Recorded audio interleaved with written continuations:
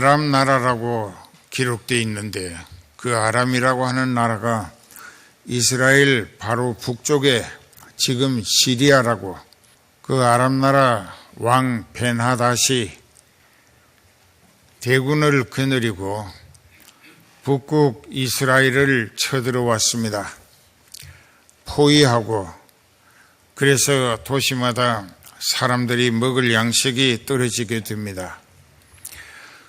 여러 달을 포위하고 있었기 때문에 양식을 구하러 사러 갈 수도 없고 양식을 도시로 반입해서 먹여 살릴 수도 없었습니다. 왜 그렇게 됐겠는가?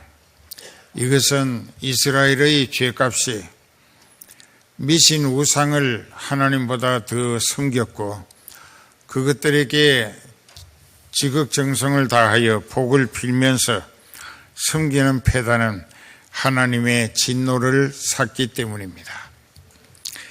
그래서 그 백성들은 살릴 가치가 없는 백성이라 그래서 짐승만도 못하다 생각을 하셨기에 북극에 있는 아람 나라 왕 베나닷을 시켜서 이토록 징계하시는 채찍을 가하시는 과정이었습니다.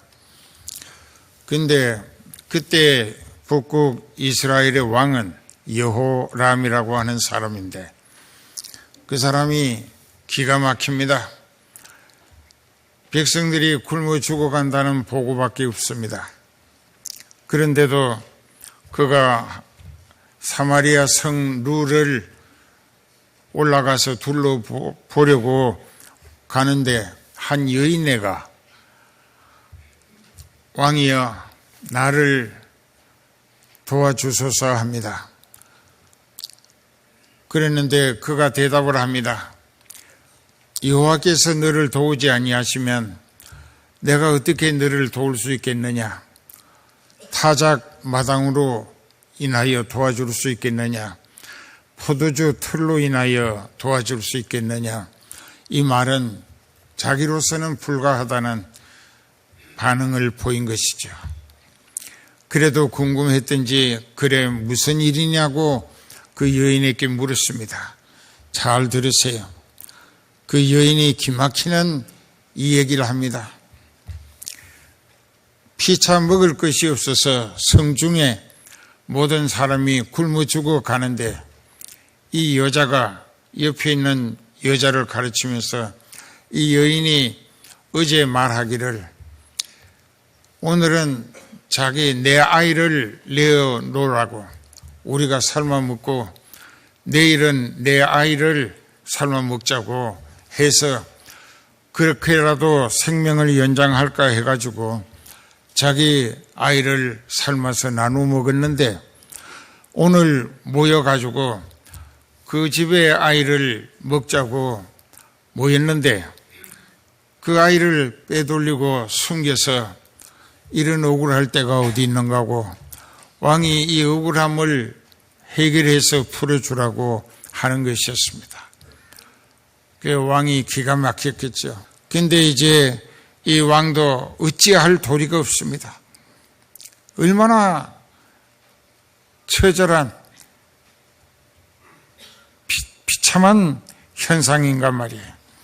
그래서 그 왕이 가로되 엘리사 머리가 오늘날 그 몸에 붙어 있으면 하나님이 내게 벌 위에 벌을 내리실지로다.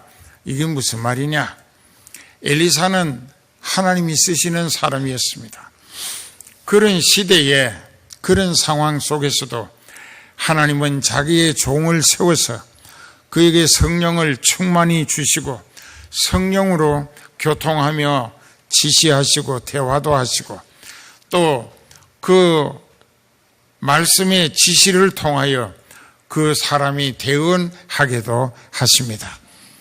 그렇게 되는데 이제 이 여호람이라고 하는 왕이 생각할 때 하나님이 이 계시고 또 이스라엘이 하나님의 백성이라면 왜 이렇게 비참하게 하는가? 결과에 대해서 원망, 불평, 그 여러 가지로 아주 반응마저 하나님을 더 실망시키는 태도였습니다.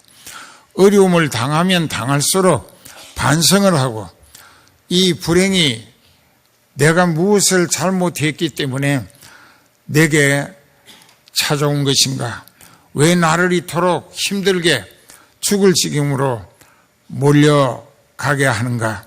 하는 것을 자기에게서 지난날의 행적을 더듬어 내가 무엇을 잘못해서 이런 천벌을 받는가 하고 반성해서 믿음이 바로 서게 하시자는 것이 하나님의 뜻이고 징계의 목적이었습니다.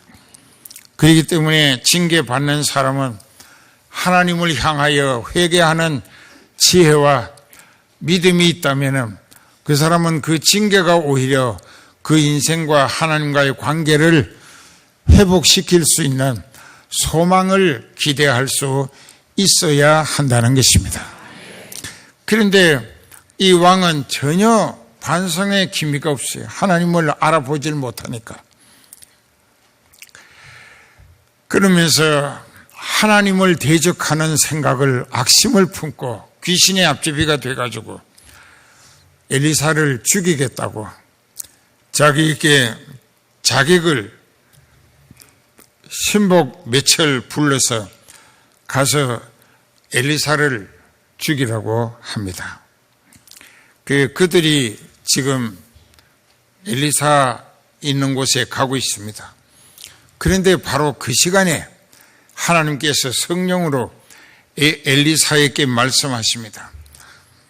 여호람 왕이 너를 죽이려고 자객을 네게 보내서 그들이 오고 있고 그 뒤에 네가 죽었는지 살았는지를 확인해 보기 위하여 여호람 왕도 올 것이니까 네가 그들이 네게 당도하거든 너와 함께 있는 사람들에게 문을 열어주지 말라 하고 내가 네게 일러주는 말을 왕과 너를 죽이러 온 왕이 보낸 자객들, 자객은 칼로 사람 죽이는 일을 맡은 사람을 자객이라고 합니다.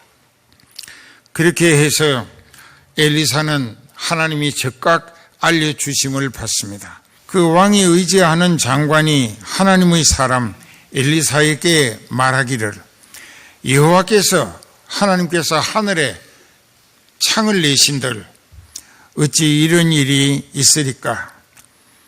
엘리사가 즉시 대답을 합니다.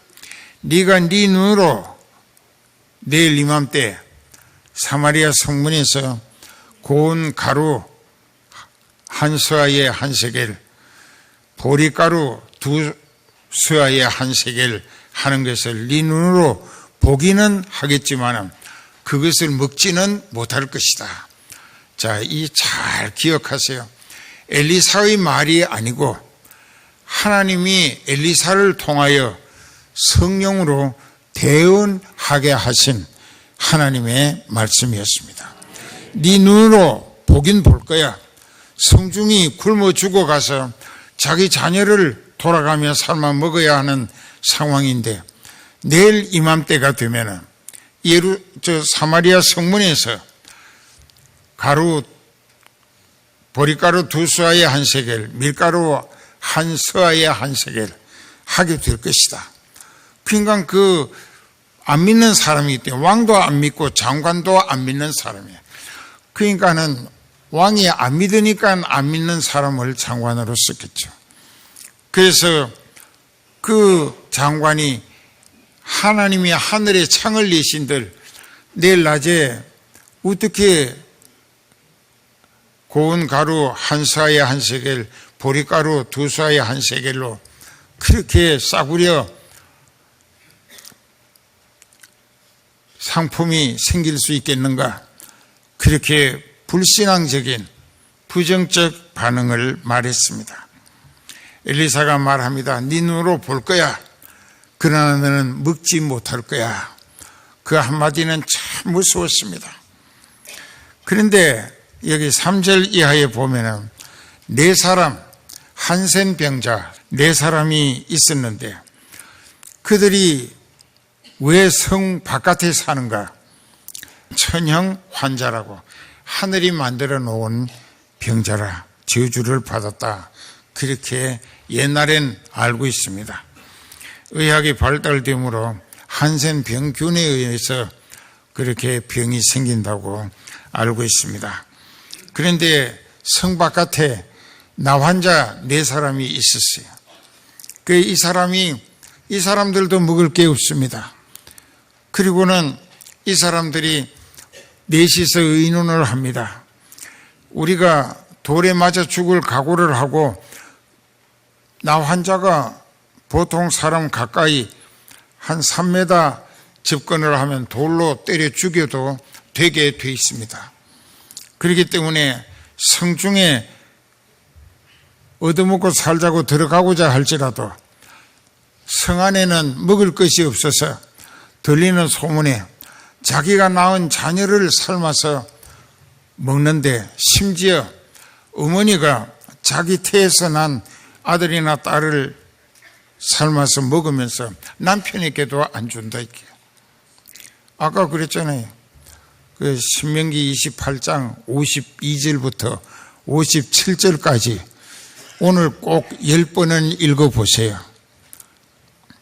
그 죄값은 형벌로 나타날 때 반드시 그렇게 되고 만다. 그 안에 사는 사람들도 굶어 죽어서 자식을 삶아 먹는다는 소문이 나는데 우리가 거기 가서 어떻게 얻어먹을 것을 기대할 수 있겠는가? 그리고 여기 그냥 있자니 이상 더 입에 넣을 것이 없어서 이대로 굶어 죽을 수밖에 없다.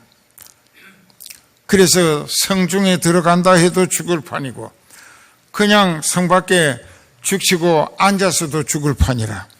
그러니까는 나머지기 한 가지 대책을 얘기합니다.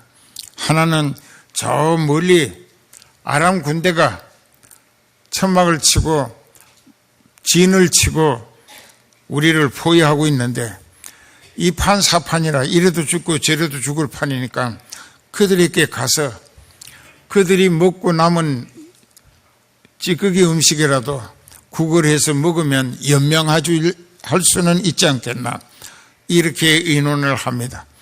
그리고 해질녘에 황혼이라고 있습니다. 해질녘에 걸어서 한참 걸어가지고 아람 군대가 둘러싸여 있는 부대를 찾아갔습니다. 가서 보니까 이상합니다. 거기에 천막도 있고 말도 있고 나귀도 다 고삐가 메어져 있는데 사람이 하나도 없습니다.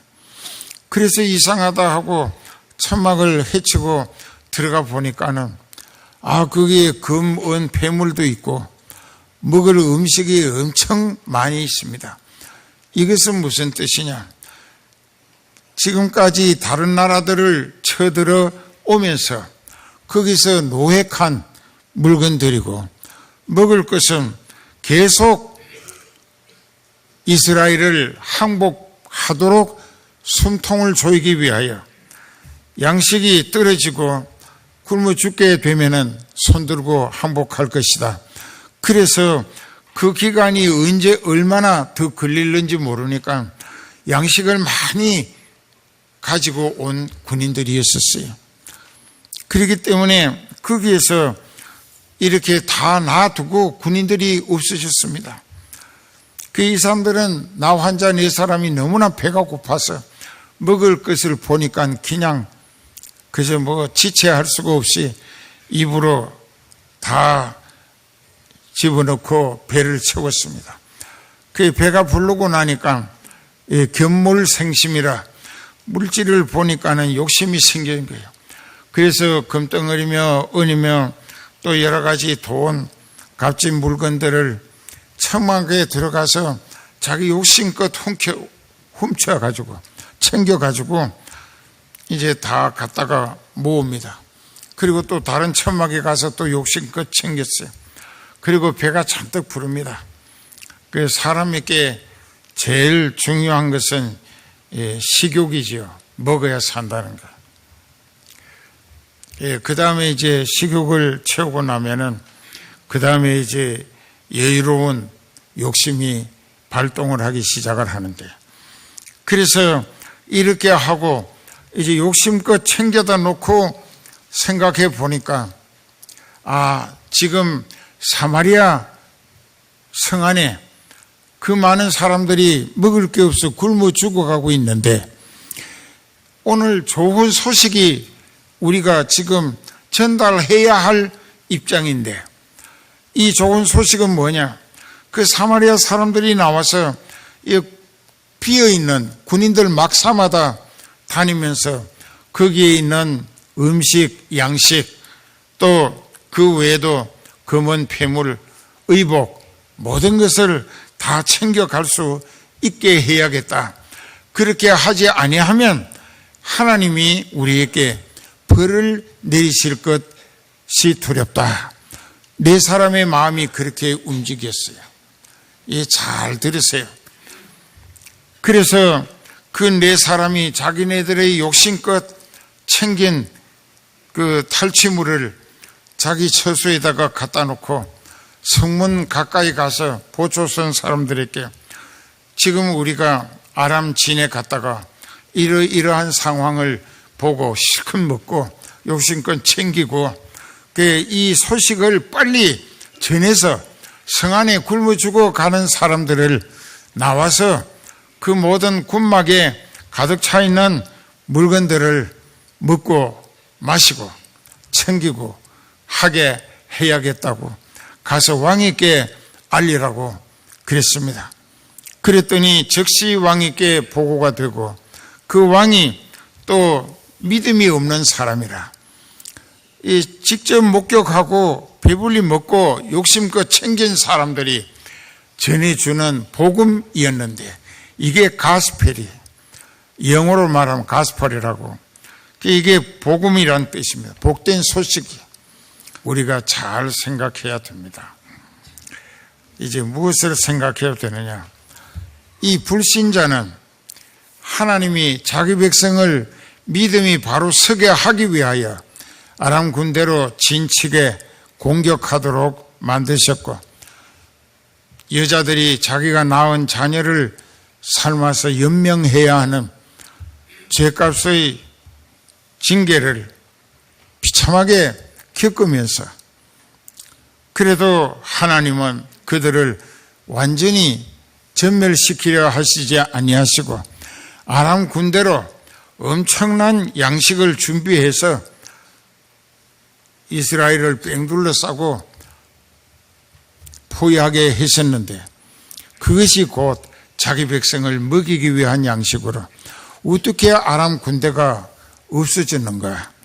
이것은 이 성경에 자세히 보면은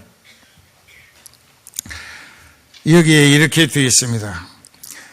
6절부터 이는 주께서 아람 군대로 병거 소리, 말소리, 큰 군대의 소리를 듣게 하셨다. 이것을 현대 의학적으로는 환청이라고 합니다. 환청. 사실이 아닌데 귀에 들리게 되는 것이 환청이죠. 하나님께서 그 방법을 쓰신 거예요. 모든 아람 군인들에게 병거 소리, 즉 마차 소리, 전쟁하는 마차, 요즘 탱커를 의미합니다. 그러게 그 소리와 또 말들이 울부짖는 소리, 그리고 많은 대군이, 큰 군대가 이동해 오는 것 같은 이런 소리를 환청으로 아람 군대에게 다 들리게 하나님이 역사하신 거예요. 그 인간은 이 사람들의 생각을 하나님이 다시 주관하십니다. 어떻게 주관하시느냐? 이스라엘 왕이 애굽이나 헷 족속에게 돈을 주기로 하고 그들의 지원군을 동원시켜서 지금 우리를 치려고 몰려오고 있다 하는 생각으로 하나님이 그들의 생각을 주관하신 거예요. 그 인간 그들이 걸어만 날 살리라고 말 타고 도망가면 더 빨랐을 것인데요. 그 하나님이 그들의 생각을 주관하시니까 말도 낙타도 수레도 다 그대로 두고 자기네들의 알몸으로 도망가기 바빴다 이게요. 전부 도망갔어요. 자기 나라로, 북쪽으로.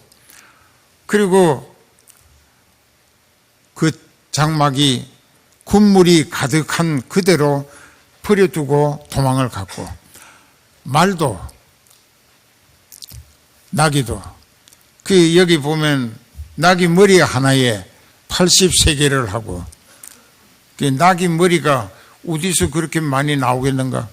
나귀를 잡아서 목을 잘라서 머리만 80세겔이라, 은 80세겔. 엘리사가 하나님이 성령으로 말하게 하시는 대로 했더니 그렇게 되어졌다는 것입니다. 그런데 결론으로 가서 가장 중요한 것은 이 환청을 통하여 하나님께서 그 대군인 아람 군대가 전부 겁을 먹고 몸만 도망가기 바쁘게 만드신 것도 자기 백성을 위한 하나님의 전술 전략이었다는 것입니다. 우리는 이제 신약 성경의 고린도후서 4장 7절부터 보면은 이런 말씀이 있습니다. 우리가 이 보배를 질그릇에 가졌으니 이는 능력의 힘이 큰 것이 하나님께 있고 우리에게 있지 아니함을 알게 하려 함이라. 우리가 사방으로 우겨쌈을 당하여도 쌓이지 아니하며 답답한 일을 당하여도 낙심치 아니하며 핍박을 받아도 버림받지 아니하며 거꾸로 뜨림을 당하여도 망하지 아니하고 우리가 항상 예수 죽인 것을 몸에 짊어지면 예수의 생명도 우리 몸에 나타나게 하려 함이라. 우리 산자가 항상 예수를 위하여 죽음에 넘기우면 예수의 생명이 또한 우리 죽을 육체에 나타나게 하려 함이라. 자, 이것은 우리 영혼을 살리기 위한 하나님의 뜻이었다. 사방으로 둘러싸여서 포위당하고 또 매붙이고 또 거꾸로 때리고 그래도 끝장은 나지 않는다 이게.